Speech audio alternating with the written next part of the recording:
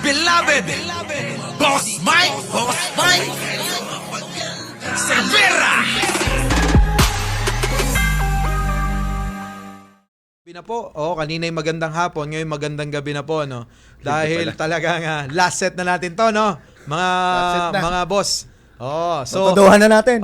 May pinaglalaban si Sangkay kanina, pagbigyan na natin. Hindi kasi sistemang may problema eh. Right. Itong mga nangyayari ngayon na mali-mali at sa mga nakawan, balikan na lang natin yung pinakapuno, 1987 Constitution.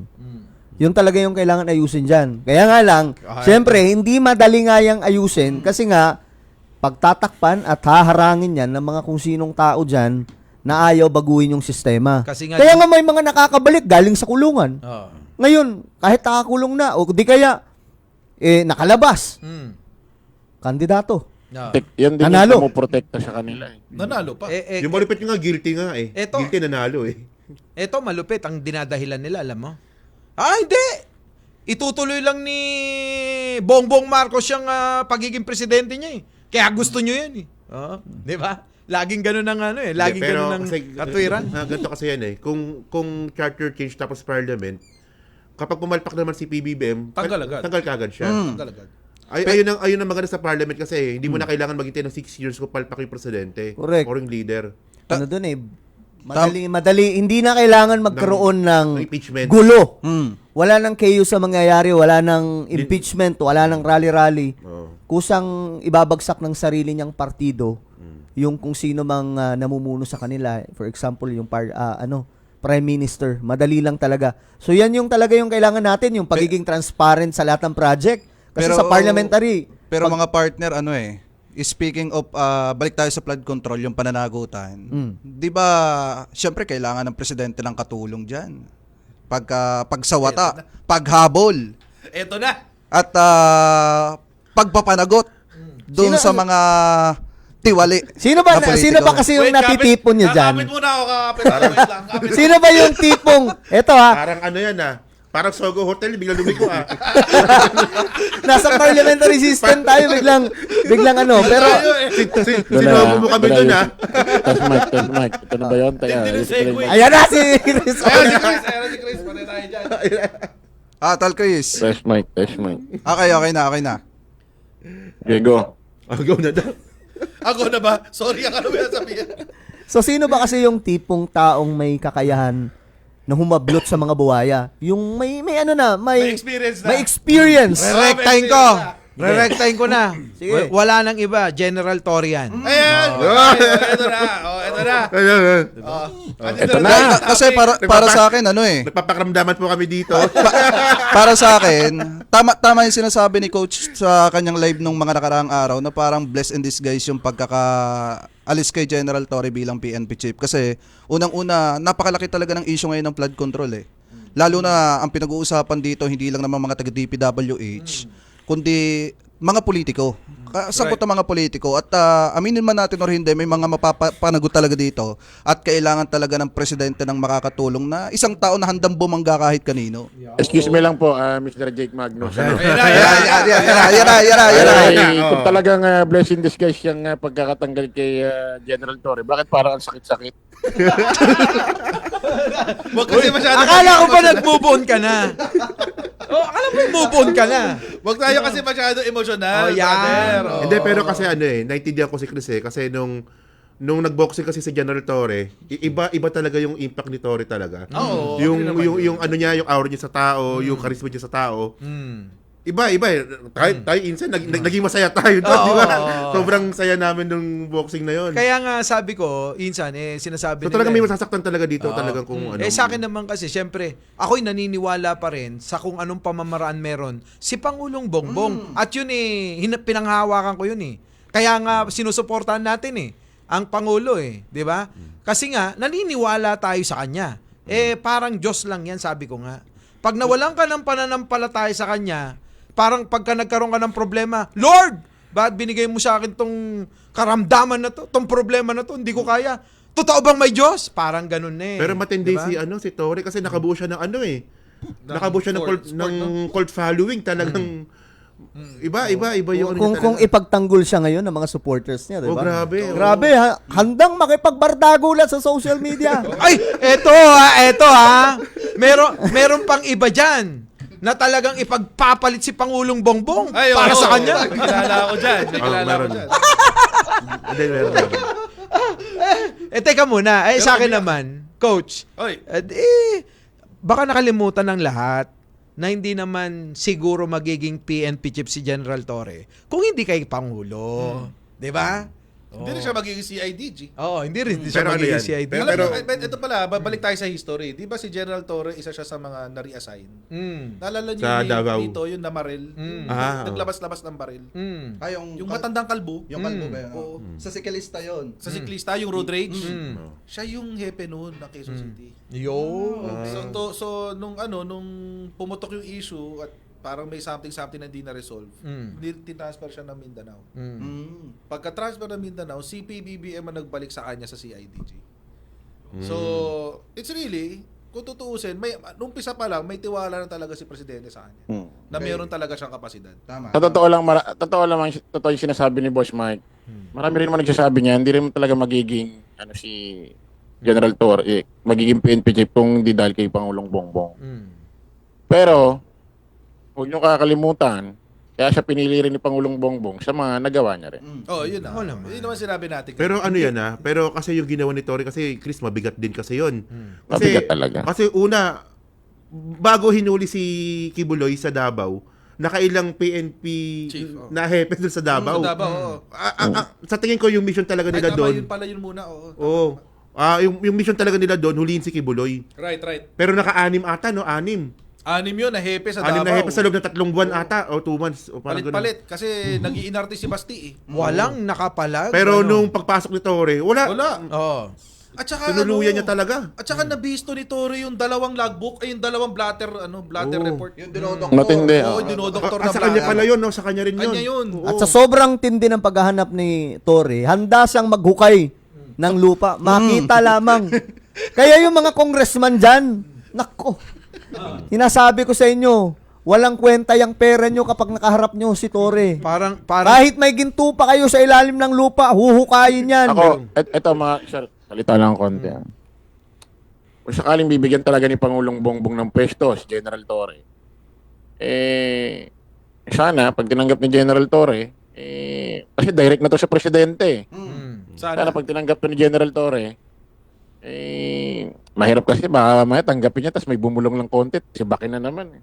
Hindi mo siguro. hindi naman siguro. Hindi Hindi naman, ano. Hindi mo siguro. Hindi kasi di ba nga, nag-umpisa na siya sa Davao, tapos ginawa si IDG. Kumbaga, si General Torre, napatunayan na niya yung niya yung kapasidad niya. Ikaw ba naman, umaresto kay Digong? Tsaka nilusob mo yung si Kibuloy sa mismong teritoryo niya. Oo, subok na siya. Kumbaga, Pero- subok na yung loyalty niya talaga. Pero ako kung malipat naman ako ng iba, parang gusto ko na rin. Kasi pinagdaanan ko na maging PNP chief kahit saglit lang. Tsaka Kasama yun sa portfolio na, naging PNP chief ako. Naging 4-star. Kadalasan, Tama naman. pag naging PNP chief ka, wala na. Pahinga ka na. Pero si General, tingnan mo naman, may Buhay pa. panibago. Oo. Tsaka sa totoo lang din, kung gagamitan natin ng analyze natin, napaka-importante rin tanggapin ni General Torre talaga itong ibibigay na peso sa kanya kung meron man. Kasi yung pangalan niya hindi mawawala sa sirkulasyon hanggang Hindi, 2028. kung meron. Boss Chris, Malaki maitutulong nito eh. Kaysa yung nasa PNP lang siya, nandun siya sa loob, pero dadalhin lang Pwede sa isang ring parang lugaw na isang departamento na hindi na siya makakapag-ingay. Malilimutan Correct. siya. Yung pangalan niya mawala sa init. Kaya nga, Boss Chris, hindi na to kung meron. Meron na talaga. Iniintay na lang. Iniintay Oo. na lang siya. Sana nga tanggapin niya. Kasi may binanggit na kung saan sa pagbalik niya. Maganda may yung- binanggit na itong PNP kung saan siya ilalagay na departamento sa loob ng Maganda PNP. Chris yung yung logo ni Torre sa sapatos. May Oo, maganda. pero alam nyo, ako hindi gagawa si Pangulo ng desisyon na ipapahamak ang lahat. Tingin ko merong desisyon na ikakaayos ng pangkalahatan At eto, para sa akin tama yung sinasabi ni Chris kanina na dapat meron talagang pagkalagyan na umingay lalo yung pangalan. Right, Kasi talagang sumikat na ng gusto si General Torre. Sa ayaw man at hindi, ng mga tao, talagang iba na. Nagkaroon nga siya ng mga loyalista eh. Oo. Oo, totoo yun. Matindi. Grabe, nakikita ko sa Matindi comment. sila. Oo. Eto yun sa akin Magkamali ka na lang sa vlog mo, talagang Oo. magugulat ka sa comment, inaaway na ako. Ito, magti-trigger ako ng mga loyalista ni Tore. Ito, magti-trigger ako Pasensya na ako sa mga loyalist ni Tore. Ni General Tore. Ano din kasi ako personally, si Secretary John Vic is getting the unnecessary hate. Hindi naman kailangan kumbaga, kasi kahapon nag-live stream ako tungkol dyan kay General Torre. Daming mga galit sa akin, no? Oo, totoo yun. Muraya, no? Birahin daw si Secretary John Vic sa DIGV, ganyan. Wag naman gano'n. wag ganun. Sumusunod lang ho tayo sa batas. Kasi, meron na akong batas na dapat ang nag-a-appoint sa second line, presidente, tsaka Napolcom. So, yun lang naman yun eh. So, At saka sabi naman ni General Torre, wala naman silang masamang tinapay na ni masamang John Vic. tinapay. Ganon din kay General Nartates. Wala rin silang masamang Pero tinapay. ang tanong kasi dito, May point, mga sir, may point naman talaga yon. Kung lalo na yung sinasabing ito si General Torre may na-violate na kasi yung kumbaga yung sumunod sa kanya, yung deputy niya, ano ba tawag doon, deputy officer na sunod sa kanya para sa director ng NBI. Tapos yung iba pang general na hindi dapat na daw galawin yon. So nakasira siya ng rules ng PNP. Kaso ang malaking palaisipan dito, nauna kasi yung pagbabalasa niya sa kanyang mga yung sumunod sa kanyang mga general. Umandar pa ang linggo. Ngayon nagkaroon ng documents. Kung talagang si General Torre natanggal sa issue about sa Napolcom, bakit na isama pa ang pangalan niya sa budget? Hindi, yun na nga yung di ba? Kung titingnan natin yung documents na, nag-viral kasi yun eh.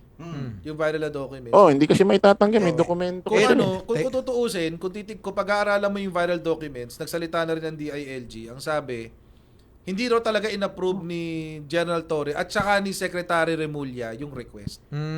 So hindi lang sino nag-request? So parang ginagawa na lang propaganda yan siguro. Oo. Kasi ito nga naman, ito naisip ko eh. Kung pag-aawayin mo yung dalawang grupo, Oo. si General Torre tsaka yung Marcos supporters, Oo. di happy nga naman ang mga DD. Correct. Wag Yun na natin gawin yan sa atin. Oo. Mamaya mag-away-away tayo dahil lang din sa ulam. Baka umabot tayo sa punto na ganun. Oo. Mag-away tayo sa humba. Oo.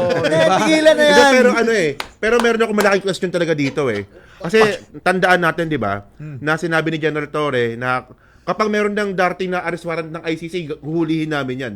Oo. So ngayon, kung hindi na nga si General Torre yung PNP chief, kung si Nartates na nga, paano pag bumaba na yung arrest warrant? Bossing, pulis pa rin siya hanggang ngayon. Oo nga. Hindi pa rin siya tinatanggal. Police pa rin siya. Pwede pa rin siya. Pwede pa rin siyang i-assign. Okay. Diba? Ayun ang Kaya nga, ito, blessing in disguise. Kasi, paano si Nartates? wala, lang. 3-star general na PNP chief. Kayo naman. Uy, ano naman yun? Kayo talaga kakampi Pero naman yun. nangyari na raw kay Senador Pampilo Lacson yun. Ano yun, boss? Yung 3-star na PNP chief. Siya mismo, nag-PNP chief siya, 3-star. So, si Senador Lacson, nung unang sampa niya sa PNP. Ayos yun So pwede pala. So medyo malaking medyo malaki yung hinahanap ng tao kay Nartates eh. Kasi Tory pinalitan mo eh. Correct. Matibay yung dibdib ng pinalitan eh. Pero pansinin nyo, parang Iba yung dating eh. Iba yung aura ni Nartates eh. Iba Oo, no? Iba, no? Iba yung aura niya eh. Although, kakampi yan. Oo. Very formal, tsaka very strict. Si kasi si Tory kasi talagang pangmasa talaga eh. Pangmasa yan. Pang presidente, no? Pang presidente. Pang-presidente talaga. Hindi, ito nakakagulat na kasi ako. Wait lang, nagalit si Amy dyan. Uy, nagalit ba? Bakit? Galit.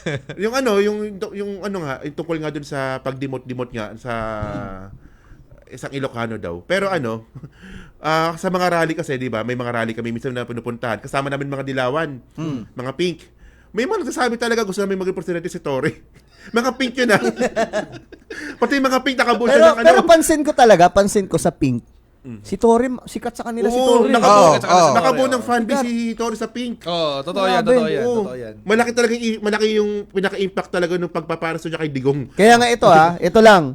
Since si Tory ang may kapasidad talaga na nakikita natin na kayang hablutin yung 3 senador na nasa Senado at ilan sa mga kongresista, Eh baka mamaya, kapag nagawa niya yan, sumisigaw na pati mga DDS ng Tore. Yan ang nga sasabihin ko eh. Yan ang sasabihin ko. Alam nyo ba na may mga DDS na gusto rin si Tore? Paano nangyari yun? Oh, Pwede kita ba yun? nyo? Halimbawa, boss, Oh. yung mga Diskaya, Oh. hate na hate din ng mga DDS yung mga Diskaya, hindi nila alam, top 1 na contractor ni PRRD yun. Oo nga. Halimbawa na lang, mahablot yun ni Tore.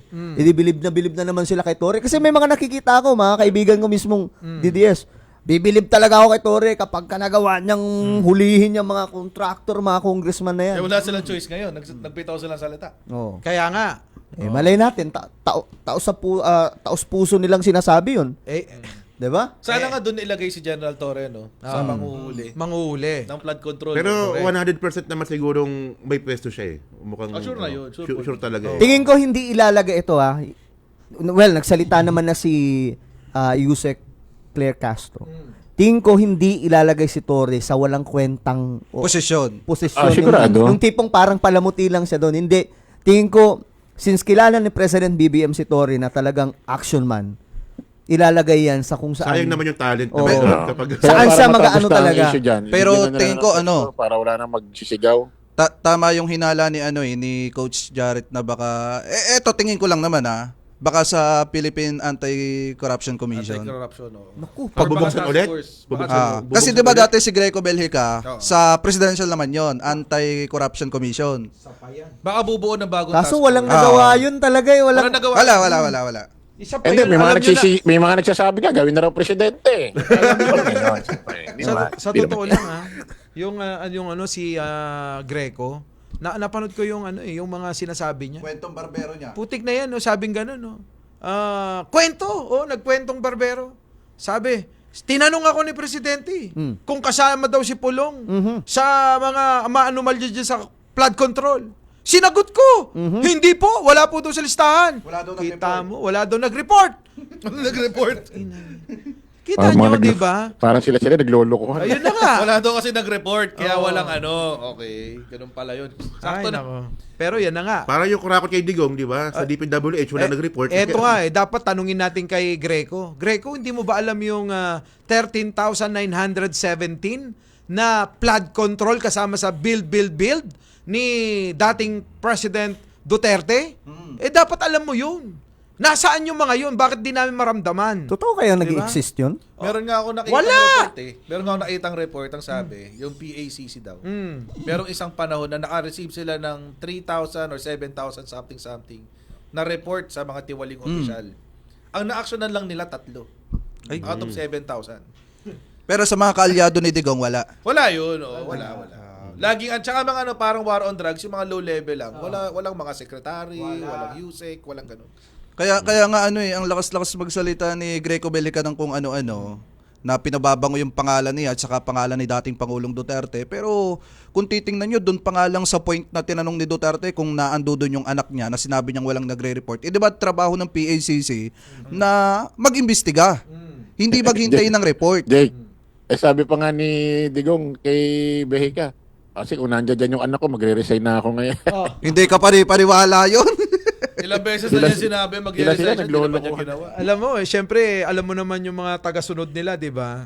Kung ano na lang yung sabihin ng mga kampo ng mga Duterte, hindi na nila iniisip. Kung totoo, hindi eh. Basta amin na lang eh. Saka Amin. Behica, tumahigil ka na, manahimik ka na, laos na yung tatay mo.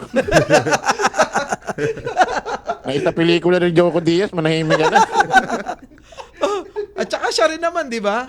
Tumakbo senador, hindi rin naman nanalo. Hindi nanalo. Dagdag eh. So, ibig sabihin, umaasa na lang ito na may isa pang Duterte na makakaupo para makabalik sa pwesto.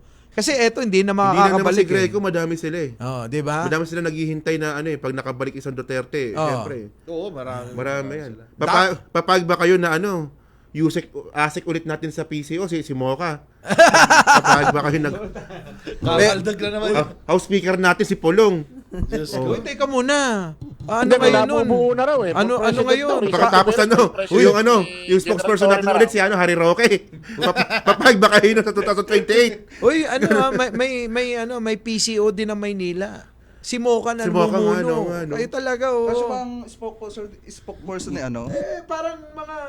parang ganun na nga. Parang laging taga-bulong eh. Samantalang Diba? dati, magkaaway sila dati niyan no? Nung tinawag siyang may asim pa niyan. Pero mga partner, balik tayo kay General Torre. Siguro naman sa mga kababayan Pilipino natin, tingnan na lang natin in a positive way yung naging desisyon ni Presidente sa pagkakasibak kay General Torre bilang PNP chief. Kasi unang-una hindi sabihin sinibak na, para sinasaktan.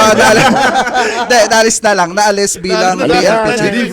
Ayos mo. Hindi, naalis na lang bilang PNP chief ng Republika ng Pilipinas. Kasi eto, siguro naman sasang-ayon sa akin yung mga kababayan Pilipino natin na may mas magandang plano si Presidente para kay General Torre. Amen. Kasi si General Torre talaga ang nag-iisa na pwedeng pagkatiwalaan ng Presidente na bumangga kahit kanino. Kasi mabibigat tong kalaban ng Presidente sa flood control.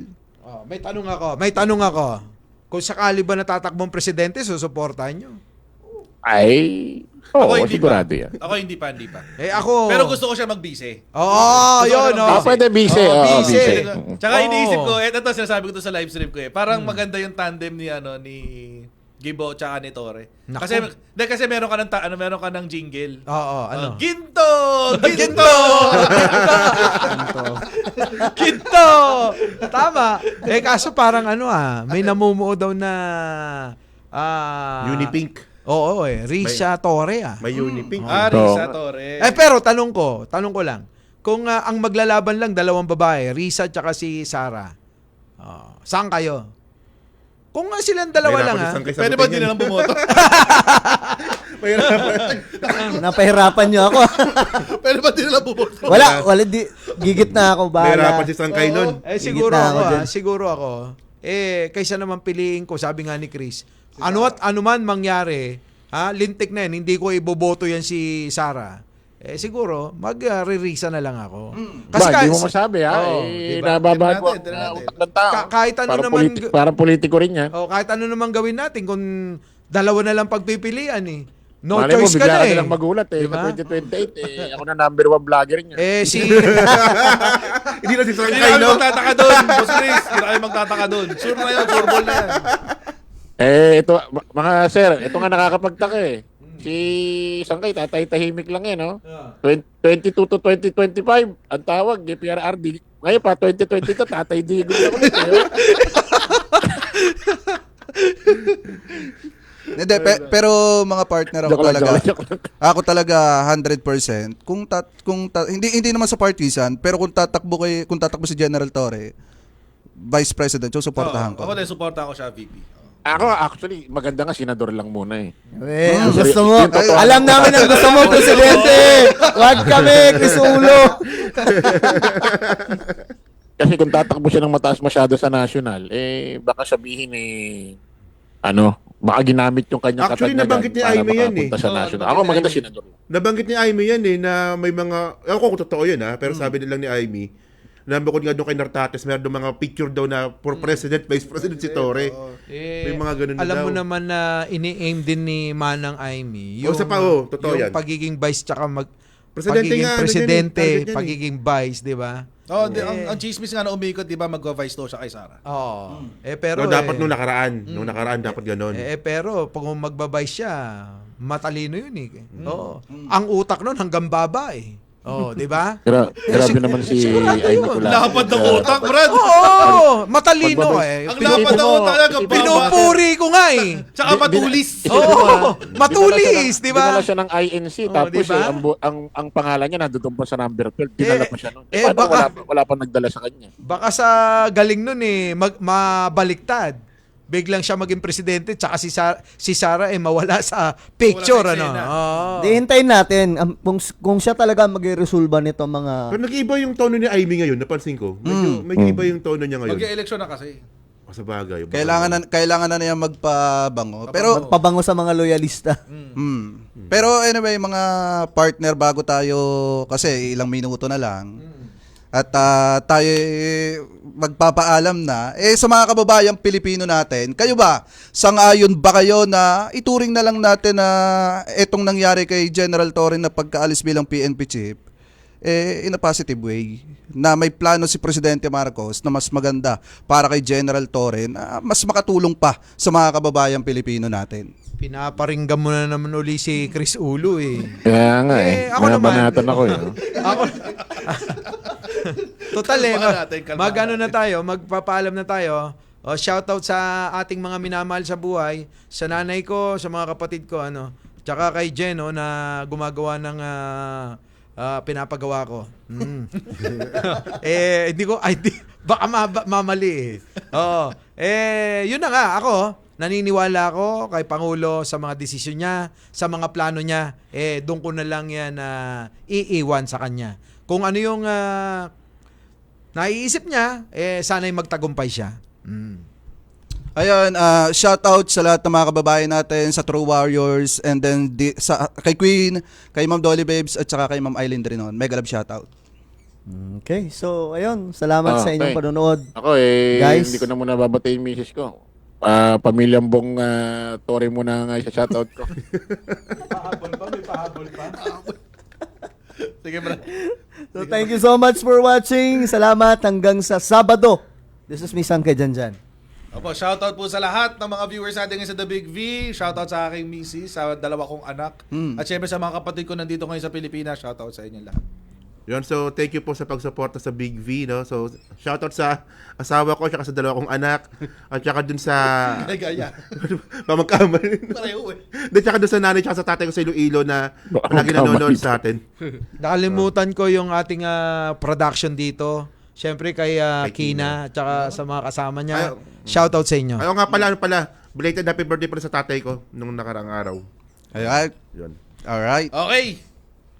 So ayun, thank you so much for watching. God bless everyone. See you on Saturday. Bye-bye. Bye. Oy, Chris! Talakayang may kabuluhan, mga isyu ng bayan, impormasyong dapat nating malaman. The Big V. Tropang hindi dinadaga, nanunupalpal ng kasinungalingan, nagsisiwalat ng katotohanan. Big Our beloved Boss Mike Cervera.